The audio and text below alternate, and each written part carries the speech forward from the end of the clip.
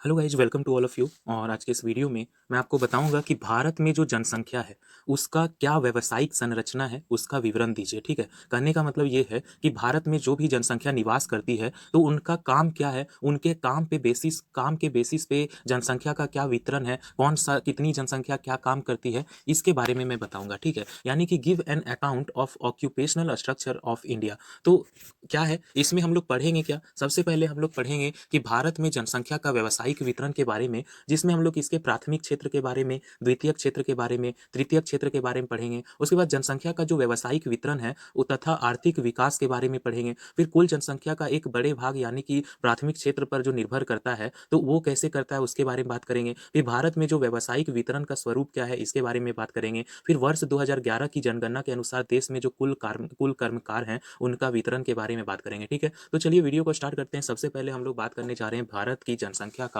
व्यावसायिक वितरण। भारत की जनसंख्या का व्यावसायिक वितरण, ठीक है, तो इसमें क्या है, सबसे पहले अगर हम भारत की जनसंख्या का व्यवसाय के बारे में बात करें यानी कि उनका ऑक्यूपेशन या वो क्या काम करते हैं, तो जनसंख्या का व्यावसायिक वितरण जो है वो किसी समाज की आर्थिक स्थिति एवं उसमें होने वाली परिवर्तनों पर प्रकाश डालता है। कहने का मतलब क्या है, किसी भी जनसंख्या का कौन सा मतलब कोई जनसंख्या जो है क्या व्यवसाय करता है वो किस पे डिपेंड करेगा, वहाँ की समाज पे डिपेंड करेगा, वहाँ की आर्थिक स्थिति पे डिपेंड करेगा, वो किस क्षेत्र में रह रहा है, किस माहौल में रह रहा है, वो पे डिपेंड करेगा। ठीक है, तो अगर हम बात करें जनसंख्या के व्यावसायिक वितरण के, तो उसका आधार क्या है, तो वो उसका आधार है किसी देश की प्रकृति और उसका प्रकृति का मूल्यांकन करते हैं। ठीक है, कहने का मतलब ये है कि अगर कोई देश बहुत ज्यादा विकसित है जैसे अमेरिका वगैरह, तो वहाँ पे लोगों को जो है क्या है कि काम वगैरह जो है अधिक मिलेगा, रोजगार अधिक मिलेगा, वहाँ पे लोगों को ज्यादा से ज्यादा तकनीकी शिक्षा दिया जाएगा, अधिक से अधिक स्किल सिखाया जाएगा ताकि वो जो है बेरोजगार ना बैठे रहे। और कुछ गरीब लोग हैं जहाँ पे रोजगार की कमी है, औद्योगिक विकास नहीं हुआ है, तकनीकी विकास नहीं हुआ है, कोई भी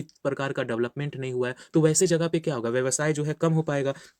तो उनके व्यवसाय के आधार पे किसी भी जनसंख्या का जो व्यवसाय है उसके आधार पे हम लोग जो है भारत की जो जनसंख्या है उसका व्यवसायिक वितरण तीन भागों में बांटते हैं। पहला तो प्राथमिक क्षेत्र, दूसरा द्वितीयक क्षेत्र और तीसरा जो है वो तृतीयक क्षेत्र है। ठीक है, जिसमें क्या है कि अगर हम प्राथमिक क्षेत्र की बात करें उसमें क्या होगा, कोई भी प्राथमिक कार्य करेंगे, प्राथमिक क्षेत्र में वैसा कार्य किया जाता है, मानव जो है वैसे काम करते हैं जिसमें वो अपना जीवन जी सके। ठीक है, कहने का मतलब ये है कि प्राथमिक क्षेत्र जो है ये एक ऐसा क्षेत्र है जिसमें मानव जो है वो जीवित रहने के लिए क्या कार्य करते हैं, जीवित रहने के लिए जो है क्या कार्य करते हैं उसके अंतर्गत जो भी कार्य आएगा उसको प्राथमिक कार्य में रखेंगे। जैसे अगर मान लेते हैं कृषि है, वन है, तो मत्स्य पालन है, ये सब क्या है, प्राथमिक क्रियाएं हो गई, क्योंकि मानव जो है अपना जीवन यापन करने के लिए एक तो कृषि पे डिपेंड करता है, वन या वन के जो इतने भी उत्पाद है उस पर डिपेंड करता है, मछलियों को पालता है, मुर्गी पालन करता है, तो ये सब जितने भी कार्य हो गए वो प्राथमिक क्षेत्र में आ गए। अगर हम द्वितीय क्षेत्र की बात करें तो इस क्षेत्र के अंतर्गत जो है उत्पादन संबंधी जो है सारा काम होगा। उत्पादन संबंधी कोई भी क्रिया है, जैसे मान लेते हैं हम लोग कृषि किए, तो कृषि किए तो उसको सारा जितना भी कृषि से जो उत्पाद निकला वो सारा हम लोग खुद तो इस्तेमाल नहीं कर लेते हैं, कुछ जो है हम लोग व्यवसाय के रूप में इस्तेमाल करके उसको जो है दूसरे जगह पे बेचते हैं।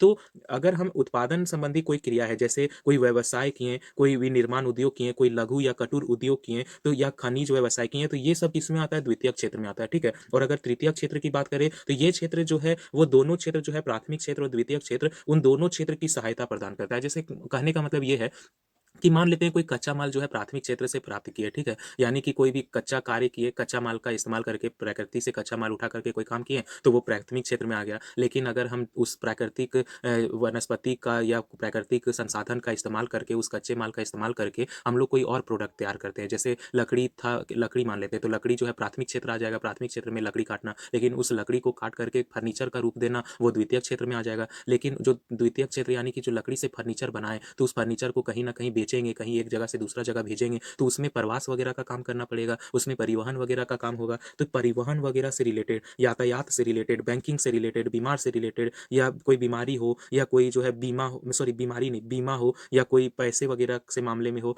तो प्राथमिक क्षेत्र और द्वितीय क्षेत्र को जो मदद करे तो उसको हम लोग किस में लाते हैं, तो तृतीय क्षेत्र में आता है। तो अब हम लोग बात करने जा रहे हैं, ये तो हम लोग प्राथमिक क्षेत्र, द्वितीय क्षेत्र और तृतीय क्षेत्र की बात कर लिए हैं। अब हम लोग पढ़ने जा रहे हैं कि जनसंख्या का जो है व्यावसायिक वितरण के बारे में, जनसंख्या का व्यावसायिक वितरण तथा उसका आर्थिक विकास के जनसंख्या का व्यावसायिक वितरण तथा आर्थिक विकास में क्या है कि हम लोग इसमें ये जानते हैं कि जनसंख्या का कोई भी जो व्यावसायिक वितरण होता है या आर्थिक विकास होता है, उनके बीच में क्या होता है, एक गहरा संबंध होता है। जनसंख्या का जो व्यावसायिक विभाजन होता है, इसके आधार पे किसी भी देश की हम लोग आर्थिक प्रगति के बारे में जो है मूल्यांकन कर सकते हैं। प्रोफेसर AGB फिशर के अनुसार जो है वो कहते हैं कि प्रगतिशील अर्थव्यवस्था में रोजगार तथा विनियोग की मात्रा लगातार प्राथमिक क्रियाओं से हटकर द्वितीयक क्रियाओं में तथा आगे चलकर तृतीयक क्रियाओं में कार्यरत पाई जाती है। कहने का मतलब ये है, किसी देश की आर्थिक स्थिति में सुधार हुआ, किसी देश की अर्थव्यवस्था जो जो है वो प्रगतिशील हुआ, उसमें क्या होता है, रोजगार जो है उसका अवसर मिलेगा। रोजगार का अवसर मिलेगा किस क्षेत्र में,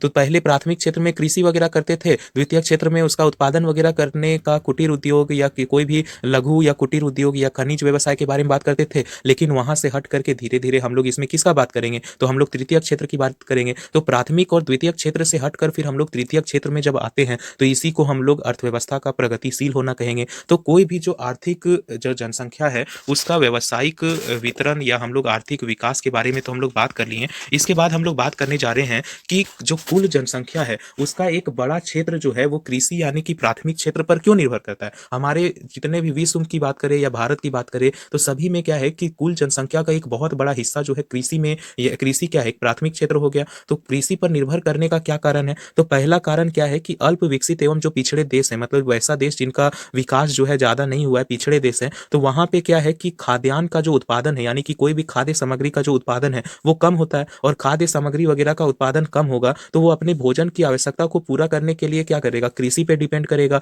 कृषि के कार्य में संलग्न रहना पड़ेगा, कृषि के कार्य को करने के लिए विवश होना पड़ेगा। तो कृषि का कार्य कब अधिक होगा, जब खाद्यान्न वगैरह का उत्पादन जो है किसी देश में कम होगा। तो इसके कारण पहला तो हो गया कि कृषि पे निर्भर करना पड़ता है, कृषि करना पड़ता है। दूसरा क्या है कि जो अल्प विकसित देश है यानी कि जो कम विकसित देश है वहां पे क्या है कि पक्के माल अर्थात जो निर्मित वस्तुएं का जो आयात होता है, ठीक है, इन आयातों के भुगतान के लिए जो है देश का जो है मतलब क्या है कि देश का जो है वो कुशीजन्य वस्तुओं एवं कुशीजन्य मतलब हाथ से बनाए गए वस्तु या फिर जो खनिज पदार्थ या जो कच्चे माल का जो है निर्यात जो है दूसरे देशों में होता है। इस कारण जनसंख्या का जो अधिकांश भाग है वो प्राथमिक क्षेत्र में लगा रहता है। कहने का मतलब ये है कि जो अल्प विकसित देश है वहां पे क्या है कि तकनीकी वगैरह का विकास नहीं हुआ है, उद्योग वगैरह का विकास नहीं हुआ है। तो लोगों को क्या है कि अगर उद्योग वगैरह का विकास नहीं होगा, तकनीक वगैरह का विकास नहीं हुआ रहेगा, तो उनको कोई भी स्किल वगैरह सिखाया जाएगा तो वो तकनीकी से रिलेटेड तो रहेगा नहीं, उनको प्राथमिक कार्य भी फिर करना पड़ेगा। तो वो प्राथमिक कार्य यानी कि कोई भी प्रकृति से कच्चे माल का मतलब लेते हैं और उनको दूसरे देश में आयात वगैरह मतलब सॉरी निर्यात वगैरह करते हैं, या दूसरे देश से जो है वो कच्चे माल का आयात ही करवाते हैं और उसी का जो है फिर दूसरा वस्तु बनाते हैं। क्योंकि तकनीकी डेवलपमेंट नहीं होने के कारण क्या है कि लोग जो है ज़्यादा जानकार नहीं है, वो बड़े बड़े काम नहीं करते हैं, वो नॉर्मल जो है प्राथमिक क्षेत्र में ही कार्य कर पाते हैं। तीसरा कृषि पे क्यों करते हैं, तो जो विकास का जो प्रारंभिक अवस्था है उसमें क्या है अर्थव्यवस्था के जो अन्य क्षेत्र में जो है विकास जो है अल्प होता है, ठीक है, क्योंकि जो इन क्षेत्र में रोजगार की संभावनाएं कम होती है और विवश होकर के लोग अगर मान लेते हैं कि कोई जगह है, ठीक है, और वहां पे आपको काम ही नहीं मिलेगा, और अगर काम नहीं मिलेगा तो वहां जो भी काम मिलेगा वो करना पड़ेगा। अगर मनचाहा काम नहीं मिलेगा तो अपना रोजगार के लिए तो कुछ भी हम लोग कर सकते हैं, अपना जीवन यापन के लिए कोई तो काम करना पड़ेगा ताकि हम लोग जी सके। तो इस स्थिति में बहुत लोग जो है छोटे मोटे कोई प्राथमिक क्षेत्र का कार्य कर लेता है, कुछ कृषि को चुनता है। तो कृषि को चुनने का ये भी एक कारण है। तो जैसे जैसे आर्थिक विकास की प्रक्रिया तेज होती है, आर्थिक स्थिति में सुधार होती है, देश की अर्थव्यवस्था में सुधार आता है, लोगों का आय बढ़ने लगता है, तो उससे क्या हुआ कि जो निर्मित वस्तुओं का मांग में भी बढ़ता है। अगर मान लेते हैं आय बढ़ेगा, पैसा बढ़ेगा, तो लोग कहीं ना कहीं तो उसका इस्तेमाल करेंगे। तो निर्मित वस्तुओं में क्या होगा, कोई भी जो पहले से बने हुए वस्तुएं उनका मांग में बढ़ेगा,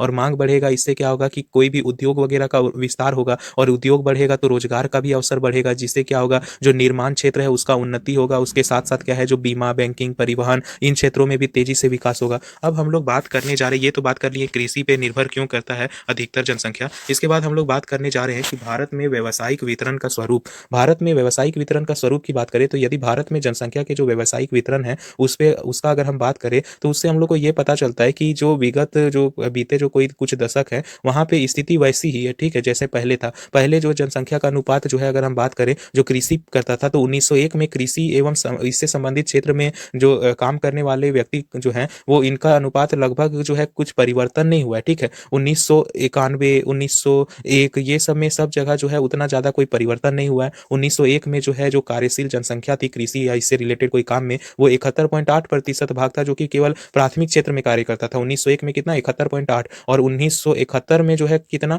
तो 72.1, तो ज़्यादा तो चेंज नहीं हुआ, बस 0.3% का चेंज हुआ। फिर 1991 में जो है वो थोड़ा सा चेंज हुआ, वहाँ पे जो है कृषि का कार्य जो है या फिर प्राथमिक क्षेत्र में कार्य 64.4%, 1995-96 में मात्र 64%, 2001 में 58.6%। तो इस तरह से क्या हुआ, कृषि का कार्य में जो है वो कम हुआ। कृषि का केवल कार्य करके हम लोग हर चीज़ को तो सुधार नहीं सकते हैं, आर्थिक स्थिति को हर चीज़ में तो मजबूत नहीं कर सकते हैं। तो हम लोगों को क्या करना पड़ेगा कि प्राथमिक क्षेत्र से हट करके द्वितीयक और तृतीयक क्षेत्र में भी काम करना पड़ेगा, ताकि हम लोग का ज़्यादा विकास हो सके। तो भारत में व्यावसायिक वितरण का अगर हम स्वरूप की बात करें, तो वो लगातार कुछ विगत वर्ष में क्या हुआ, धीरे-धीरे जो है वो बढ़ा है। यहाँ की अर्थव्यवस्था जो है अच्छा हुआ है, क्योंकि कृषि पे ही केवल निर्भर ना होकर के धीरे-धीरे अभी ये मानते हैं कि आधे से ज़्यादा जो जनसंख्या है वो कृषि का ही कार्य करती है, चाहे वो भारत हो चाहे और सारे देश है वहाँ पे भी। लेकिन अगर हम भारत की बात करें तो धीरे-धीरे क्या है कि कृषि पे जो निर्भरता है वो घटी है। दूसरे और जो तृतीयक क्षेत्र है उनके कार्य करके जो है आर्थिक क्षेत्र में स्थिति सुधार हो रही है। ठीक है, अब हम लोग बात करने जा रहे हैं वर्ष 2011 की जनगणना के अनुसार देश में कुल कर्मकारों का वितरण। तो क्या है कि भारत की जो जनगणना 2011 हुआ था, उसके अनुसार से देश का जो कुल जनसंख्या है वो 121.08 करोड़ है। ठीक है, जिसमें कुल कर्मकारों की जो संख्या है वो 48.17 है। ठीक है, 48.17 है, मतलब क्या करोड़ में हो जाएगा, जो कि 39.8% है। इस तरह जो है देश में जो व्यक्तियों की जो कुल कार्य सहभागिता दर है वो 39.8% है, और देश के पुरुषों में अगर हम कार्य सहभागिता दर की बात करें तो वो 53.3% है, और कुल जनसंख्या का कितना हो गया, 62.3 करोड़ जो है वो पुरुष जो है वो कर्मकार की संख्या काम कर रहे हैं। उसके बाद स्त्रियां में अगर बात करें, जो कार्य सहकारिता दर अगर हम बात करें तो 25.5% है, और इस प्रकार से जो है देश के जो कुल कर्मकार है उसका जो मुख्य कर्मकारों का जो अनुपात है वो 72.2% है। इसी तरह काश्तकार कुल कर्मकारों का जो 24.6%, जो खेती काश्तकार मतलब क्या, जो मतलब जो बर्तन वगैरह से रिलेटेड जो काम करते हैं, या खेती हर वगैरह मजदूर है उसका 30% है, मतलब जो खेती कृषि वगैरह से रिलेटेड है। पारिवारिक उद्योग की कर्मी के बारे में बात करें तो वो 3.8% जनसंख्या है इसका। खेतीहर मजदूर 30%, और अन्य जो कृमि है वो 41.6। तो इस प्रकार से जो है प्राथमिक क्षेत्र, द्वितीयक क्षेत्र और तृतीयक क्षेत्र में जो है लोग काम करके जो है अलग अलग काम करके अपना व्यवसाय अलग अलग करके जो है अपना आर्थिक स्थिति को मजबूत करते हैं, और आर्थिक स्थिति मजबूत होने के बाद जो है उसका तो आर्थिक स्थिति सुधार होता है, ये साथ में देश की अर्थव्यवस्था भी सुधार होता है, और व्यावसायिक जो है संरचना अलग अलग होने के कारण जो है देश का जो है आर्थिक विकास और तेजी गति से फैलता है। अगर कोई व्यक्ति जो है मात्र कृषि में ही कार्य करेगा, या किसी देश की जनसंख्या जो है कृषि पे निर्भर करेगी, तो वो जो है दूसरे देश की तुलना में जो है आर्थिक विकास वहाँ कम हो पाएगा, क्योंकि लोग का जीवन स्तर वहाँ जो है कम होगा, नीचे होगा, और पिछड़ापन पाया जाएगा। तो इस प्रकार से हम लोग भारत में जनसंख्या की व्यावसायिक संरचना के बारे में पढ़े, और उसको प्राथमिक क्षेत्र, द्वितीयक क्षेत्र और तृतीयक क्षेत्र में बांटे। और वीडियो अगर अच्छा लगा हो तो वीडियो को लाइक करें, कमेंट करें और चैनल को सब्सक्राइब कर ले। Thank you.